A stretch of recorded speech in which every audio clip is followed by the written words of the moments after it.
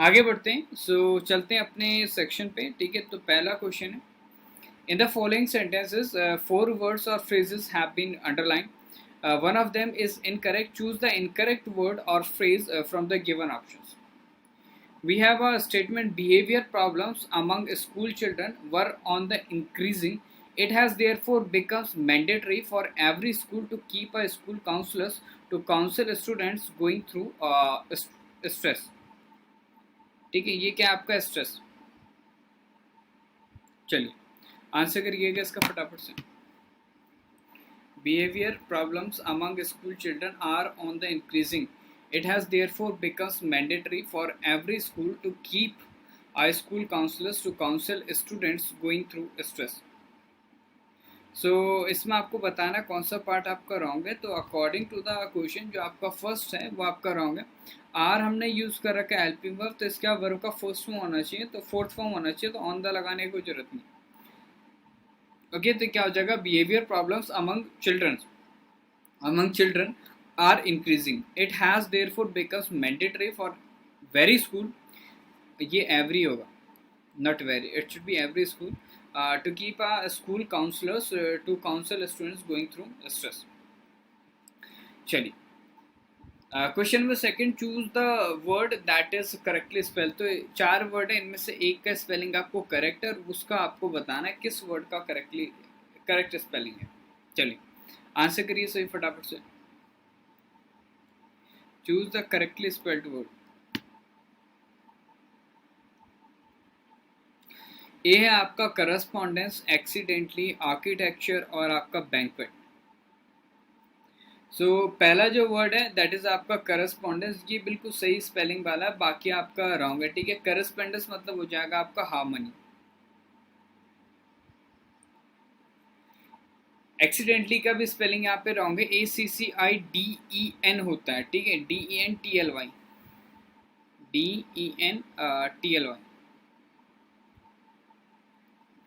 Architectures, okay, banquet QU होता है। ठीक है, ओके, KW की जगह QU होता है। ठीक है, एक्सीडेंटली मतलब आपका मिस चांस वी कैन से, और आर्किटेक्चर्स मतलब we can say building design, banquet मतलब we can say feast.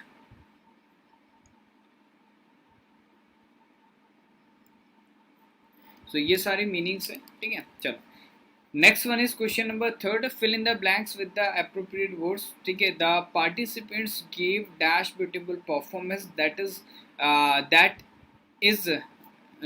Was होना चाहिए। ठीक है, that was difficult to decide whose performance was the best. Okay, that it was होना चाहिए, इसको क्या करो, इट करो, that it was difficult to decide whose performance was the best। चलिए आंसर करेंगे सभी लोग क्वेश्चन नंबर थर्ड का। क्वेश्चन नंबर थर्ड का आंसर करें सभी।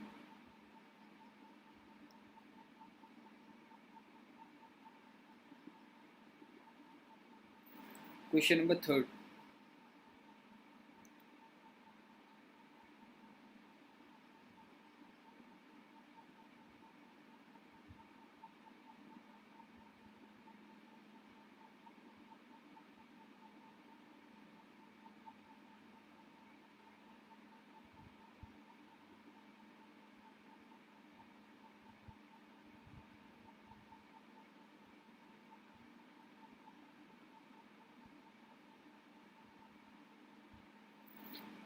So the participants give dash beautiful performance. ठीक है, तो यहाँ पे ब्यूटीफुल परफॉर्मेंस आपका नाउन फ्रेज है। ठीक है, तो यहाँ पे आपका सच आ यूज करेंगे, सो तब यूज करेंगे जब आपका क्या होगा, तब यूज करेंगे जब आपका क्या होगा, एडजेक्टिव होता है सिर्फ। ठीक है, तो ये गलत है, तो सच अ ब्यूटीफुल परफॉर्मेंस करो।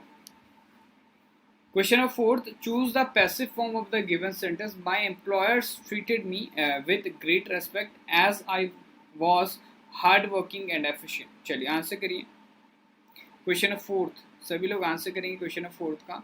My employers treated me with great respect as I was hardworking and efficient। सभी लोग आंसर करेंगे question of fourth.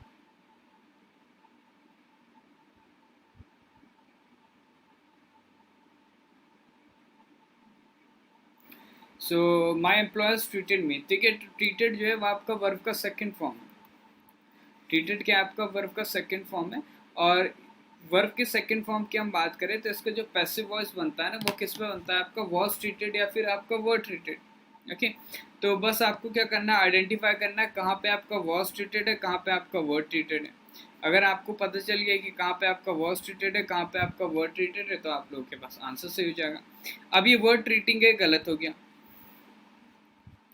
Was treated है सही हो सकता है, ठीक है। दे ट्रीटेड है ये भी गलत हो गया, वॉज बीइंग ट्रीटेड है ये भी गलत हो गया। So B will be the correct answer. Simple था ना। चलो आगे बढ़ते हैं। Question number 5, choose the correct synonym of the word, ठीक है, दैट इज अपोलॉजी। अपोलॉजी का करेक्ट सिनोनिम आपको बताना है। A kindness, B answer, C regret, D denial. चलिए आंसर करिए। अपोलॉजी, अपोलॉजी का करेक्ट सिनोनिम,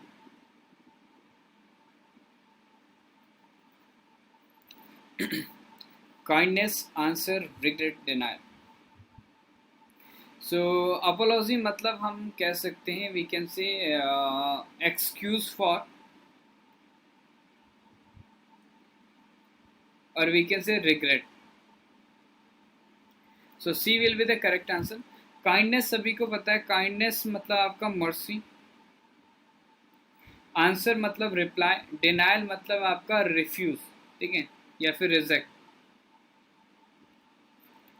क्लियर है, C will be the correct answer. Question number 6, fill in the blank with the correct word. The manager was busy in an urgent meeting with dash MP from Odisha who wanted to discuss a new project, ठीक है, for his state या फिर in his state, for his state ही होगा, ठीक है। चलो answer करिए फटाफट से क्वेश्चन नंबर 6। सो यहाँ पे हमें आर्टिकल दिया हुआ है, okay.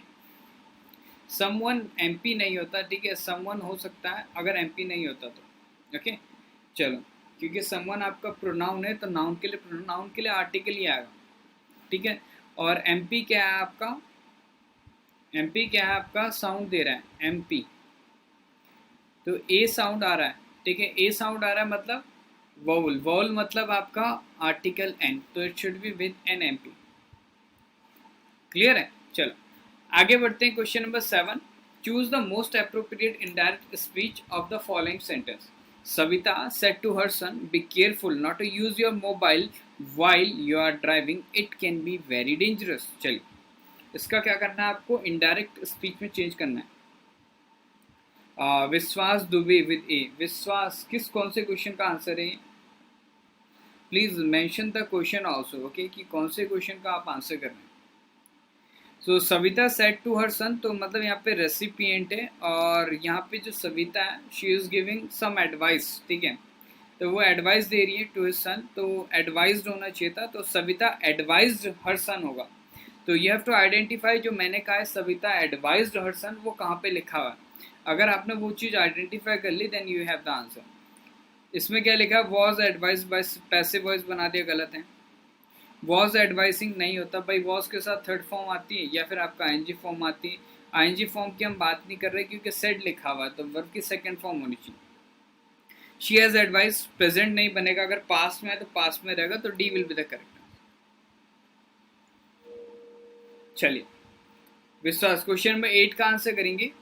Choose the sentence that is correctly punctuated, ऐसा सेंटेंस चूज करो जिसमें आपके पंक्चुएशन बिल्कुल सही हो, ठीक है, commas, full stop, question mark, exclamatory mark, everything is perfect.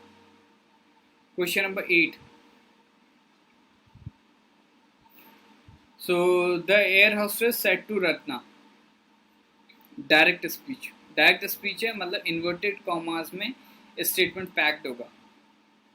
इसमें है इन्वर्टेड कॉमास, ठीक है, इसमें नहीं है, अच्छा इधर है, सॉरी, ओके कोई दिक्कत नहीं, ठीक है। इसमें भी है बट इधर आपका ये वाला कॉमन ही है, ठीक है, इसमें भी कॉमन ही है, so B will be the correct answer, B को चूज करो, ठीक है। चलो question number 9, choose the best option to combine the given sentences. It rained heavily yesterday, the weather is still very hot and unpleasant. It rained heavily yesterday. The weather is still very hot and unpleasant. चलिए answer करेंगे question number 9. Question number 9 Vishwas please question number 9 का answer करें. So we have to connect these sentences. और हम क्या करते हैं जब भी दो सेंटेंसेस दो वर्ड्स को कनेक्ट करना होगा तो वो काम होता है किसका, कंजंक्शन का. किसका काम होता है, कंजंक्शन का. ठीक है, तो कंजंक्शन हमें यहाँ पे चाहिए. ठीक है, तो it rained heavily the weather is still. तो ये देखो आपका बारिश तो हुई कल, फिर भी क्या है जो वेदर है, ठीक है, एटमॉस्फेयर है, वो क्या आपका हॉट है और अनप्लीजेंट है. तो मतलब ये फिर भी, ठीक है, तो कॉन्ट्राडिक्शन बता रहे हैं यहाँ पे. ठीक है, तो सिंस तो नहीं आएगा, सिंस टाइम बताता है और आपका क्या करता है, रीज़न बताता है. तो चीज़ गलत है. We can not use since. ठीक है, हम सिंस को यूज़ नहीं कर सकते. ठीक है, चलो.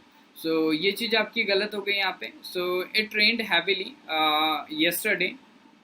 ठीक है, इवन दो जो होता है ये इमेजिनरी स्टेटमेंट बताता है, ये भी आपका रॉन्ग हो गया. ठीक है, ऑल दो हम यूज़ कर सकते हैं इन केस कंडीशन बताते हो. C will be the correct answer. ठीक है, तो हम ऑप्ट कर सकते हैं सी को. ठीक है, C will be the correct answer.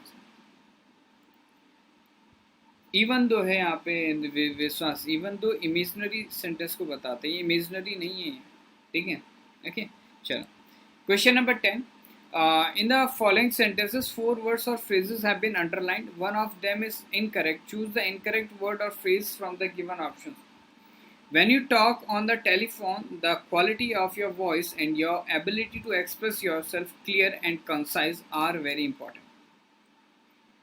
Question number 10 का आंसर कमेंट करेंगे सभी लोग. चलिए फटाफट आंसर कमेंट करें. क्वेश्चन नंबर 10, 45 सेकेंड्स होंगे. ठीक है,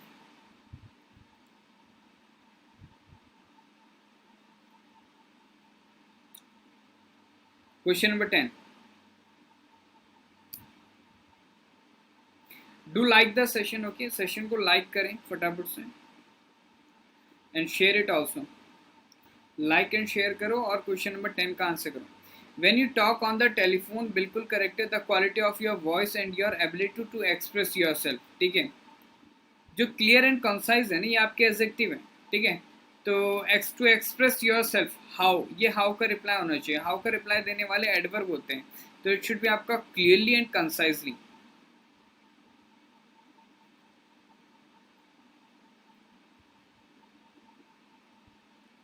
क्लियरली और आपका कंसाइजली. तो we need an adverb here. ठीक है, ओके. तो जो हाउ का रिप्लाई देगा मतलब एडवर्ब मैनर, तो it should be clearly and concisely are very important. तो इस तरीके से आपका बी आपका रॉन्ग था. तो it should be an adverb in place of an adjective. Question number 11. Fill in the blank with the appropriate words. ठीक है, the oratorical skills she displayed in her dash impress the audience. चलो answer करो इसमें.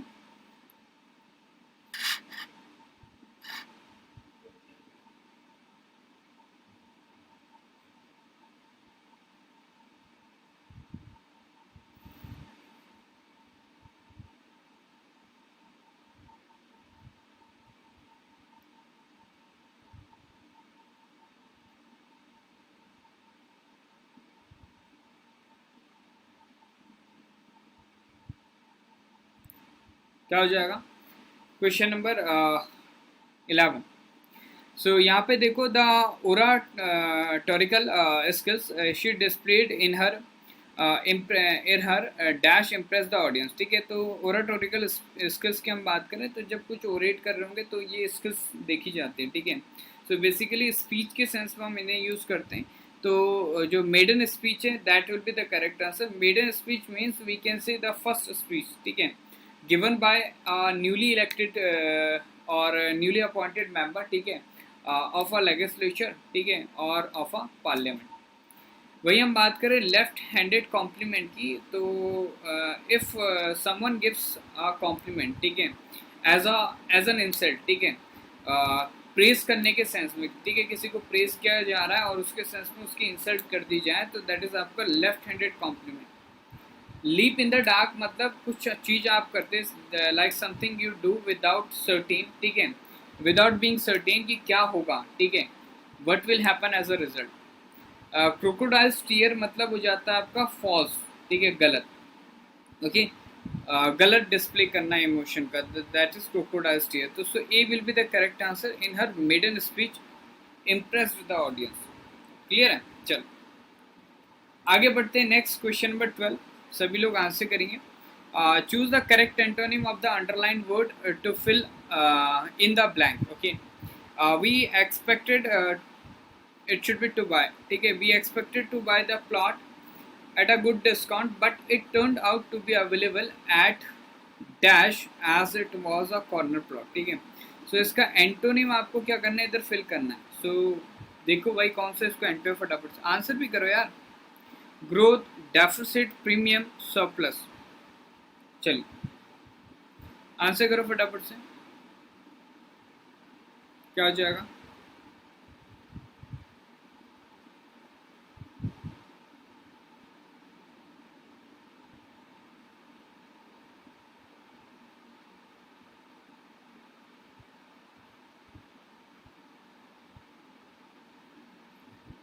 सो देखो growth मतलब क्या होता है आपका, ग्रोथ मतलब आपका इंक्रीज, ठीक है, डेफिशिएट मतलब आपका घटना घाटा, प्रीमियम मतलब वी कैन से सरचार्ज,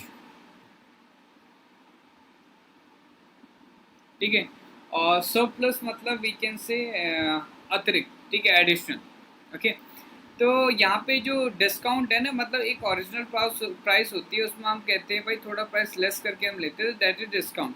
एक प्राइस होती है उसमें प्राइस इंक्रीज करके लेना, दैट इज आपका प्रीमियम, दैट इज प्रीमियम यानी आपका surcharge. So C will be the correct answer, Dubey ji, C will be the correct answer. Deficient मतलब घाटा, ठीक है, प्रॉफिट का उल्टा है ये, ठीक है। डिस्काउंट क्या होता है, अब आप जाते हैं शॉप पे, कहते हैं 10 रुपए की चीज़ है तो आप कहते हैं भैया इसमें डिस्काउंट दे दो, ठीक है, तो दैट इज़ वो 8 रुपए कह देगा, ठीक है। प्रीमियम क्या है, जो अमाउंट है 10 रुपये उसमें भी एडिशनल चार्ज लेना, तो दैट इज़ प्रीमियम, ठीक है। तो वो चार्ज कितना कहेगा कि 1% चार्ज है, then you have to pay 11 rupees instead of 10 rupees, तो दैट इज़ आपका प्रीमियम, ठीक है। So C will be the correct answer. चलिए नेक्स्ट है आपका question number 13, choose the correct antonym of the word spiritual. Spiritual का correct antonym आपको बताना है, क्या हो जाएगा। सो स्पिरिचुअल मतलब वी कैन से आध्यात्मिक और we can say inner. Temporary, temporary मतलब आपका छोटे समय के लिए, वी कैन से शॉर्ट टर्म। हेवनली मतलब आपका हेवनली बॉडीज कहते हैं ना, तो हेवनली बॉडी मतलब आपका divine we can say. Human तो भाई सभी को पता है, ठीक है, मानव। मटेरियल मतलब हो जाता है आपका इंफॉर्मेशन, ठीक है। सो जो आपका करेक्ट आपका एंटर हो जाएगा क्वेश्चन नंबर 13 का, वो हो जाएगा आपका option number D, that is आपका मटेरियल। चलिए आगे बढ़ते हैं, next one is question number 14, सभी को आंसर करना है। Do like the session, session को लाइक करते हुए चले सभी लोग, ठीक है। We dash to cancel the meeting as it is raining hard for the last 3 hours. चलिए आंसर करिए, going, have, has, having.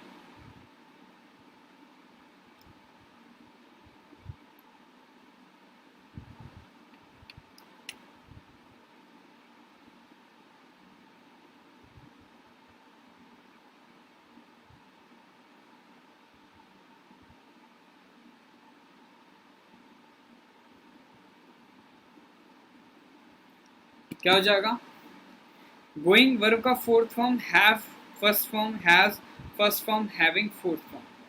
Fourth form बिना इज एम आर वॉज वर्ग के नहीं आएगा, इज एम और वॉज वर्ग के नहीं आएगा। वी हैव प्लूरल है तो एक ही आपका आएगा हैव, ठीक है। और वैसे बेसिकली जो फंडा है ना, यहाँ पे हैव टू और हैड टू मॉडल फ्रेजेस होती हैं, ठीक है, ओके।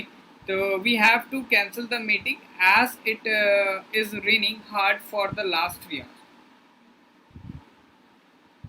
15 तो हमने करा भी नहीं है अभी विकास, सॉरी विश्वास।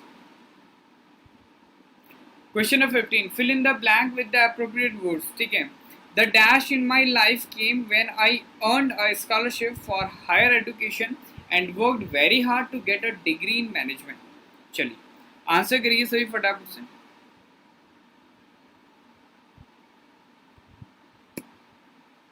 आंसर करें भाई फटाफट से.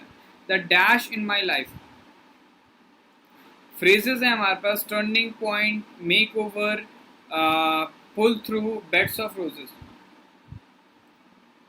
सो turning point we can say a point, ठीक है, at which a significant changes occur, ठीक है, और we can say at which a significant change occur, ऐसा पॉइंट जिसमें सिग्निफिकेंट चेंज हो जाता है, ठीक है.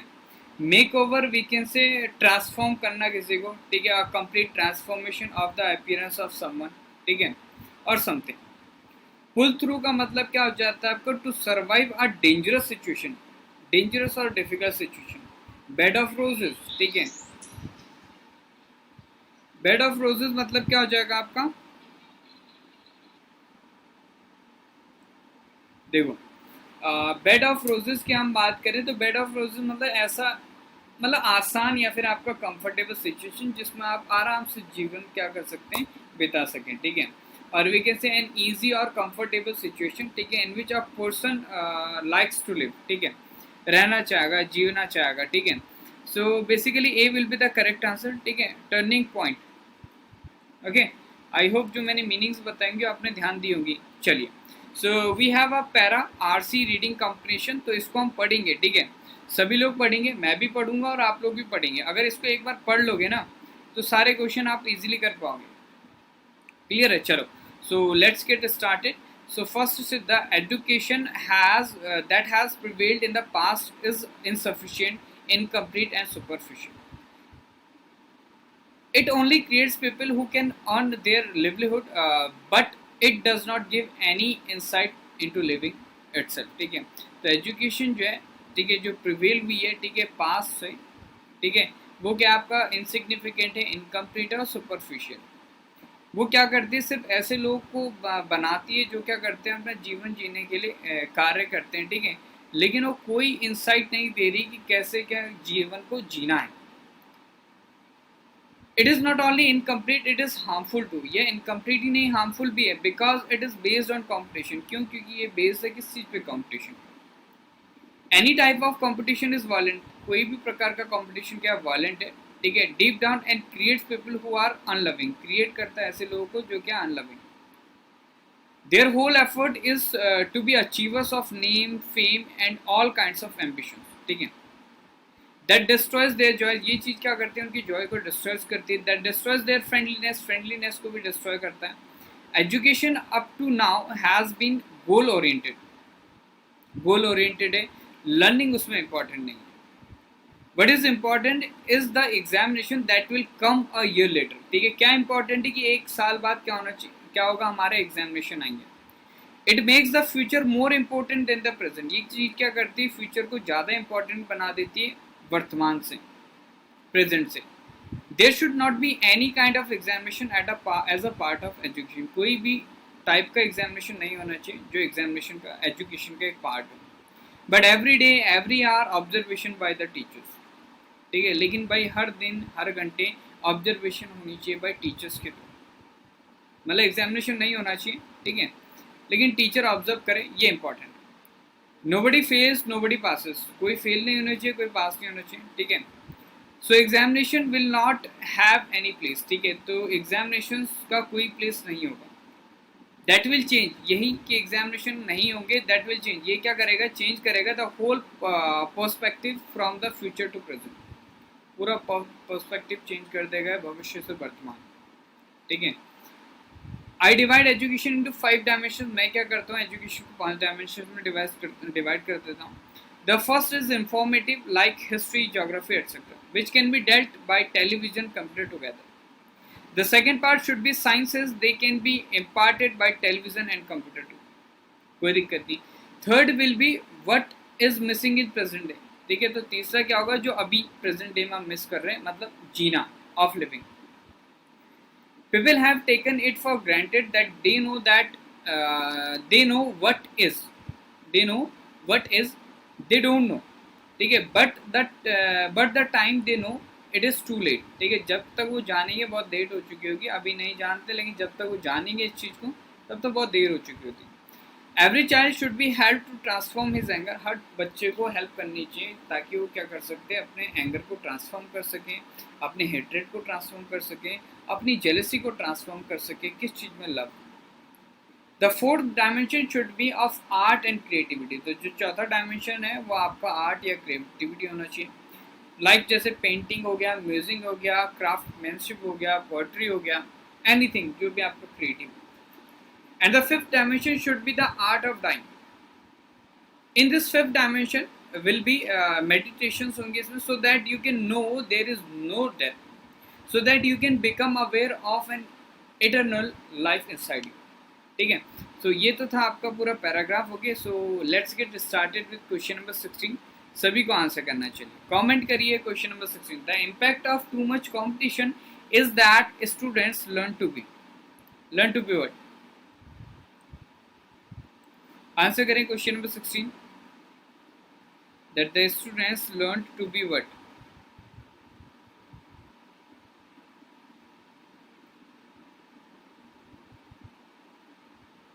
क्या होना चाहिए,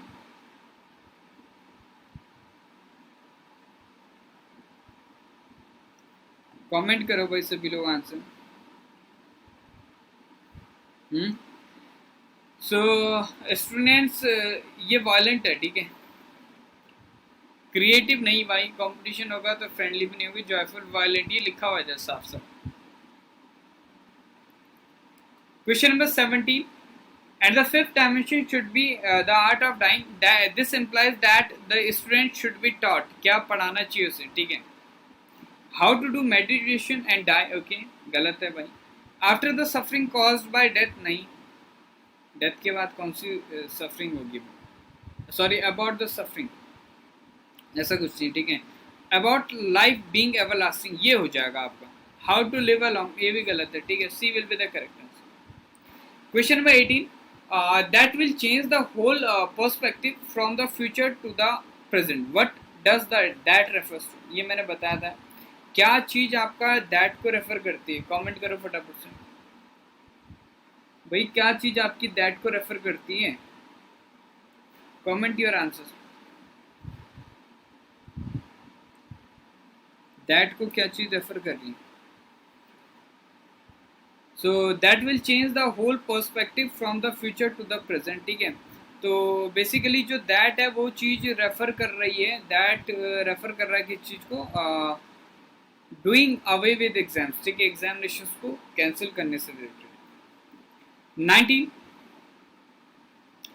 what is the problem that with education today, क्या प्रॉब्लम है आजकल की शिक्षा के साथ, ये आपको बताना है। We have 4 options, comment your answers, चलिए फटाफट आंसर करें।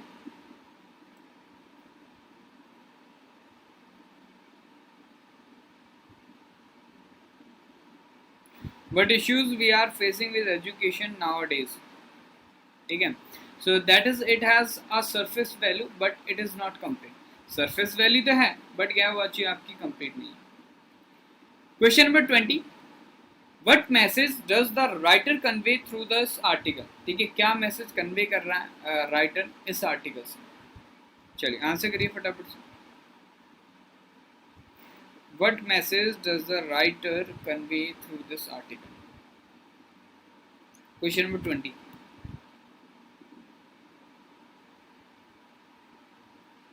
So the writer conveys that education must create true understanding of life and death. Okay, so D will be the correct answer. 21. Identify the segment in the sentence which contains the grammatical error.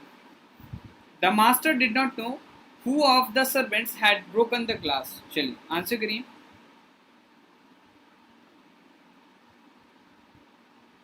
क्या हो जाएगा इसका answer.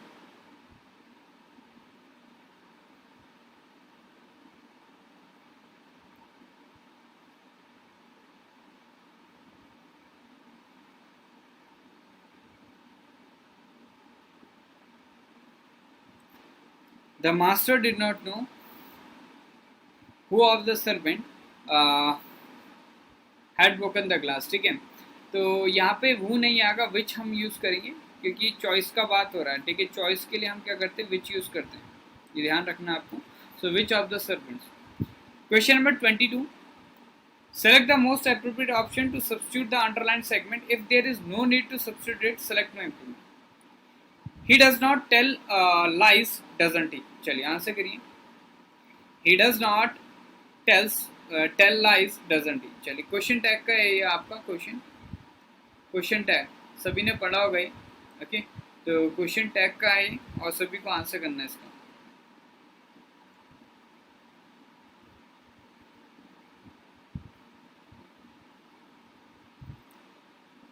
Answer करिए। He does not tells lies, ठीक है। तो ये negative है तो इधर आपका पॉजिटिव होना चाहिए, नॉट हटा दो। So A will be the correct answer. 23, select the most appropriate option to substitute the underlined segment. If there is no need to substitute, select no improvement. Have you ever been by New York? चलिए answer करें, फटाफट से answer करो। And do like the session. Do like the session. Have you ever been by New York? क्या हो जाएगा? So have you ever है तो हैव आपका हेल्पिंग वर्ब है, तो भाई इधर मेन वर्ब होना चाहिए। मेन वर्ब आपका थर्ड फॉर्म होगा, ठीक है। बीइंग नहीं है, इम्प्रूवमेंट तो चाहिए क्योंकि बीइंग है, तो बीन हो जाएगा, ठीक है। ये आपका सही हो जाएगा, ठीक है। चलो क्वेश्चन नंबर 23 का C will be the correct answer. आगे बढ़ते हैं। 24, select the most appropriate word to fill in the blank and make a meaningful sentence. चलिए आंसर करिए फटाफट से। When we talk of globalization, we often refer to an economic system that has dash in the last 50 years or so. Answer करें सभी लोग। Question number 24 का answer करेंगे सभी लोग।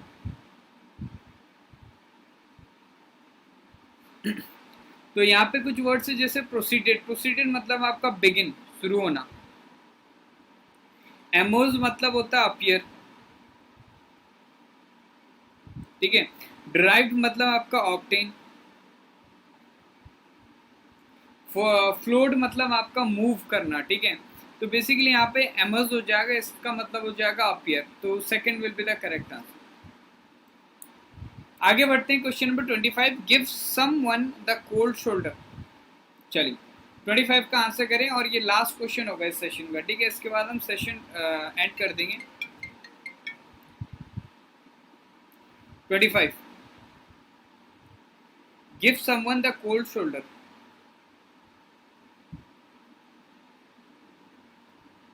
क्या हो जाएगा?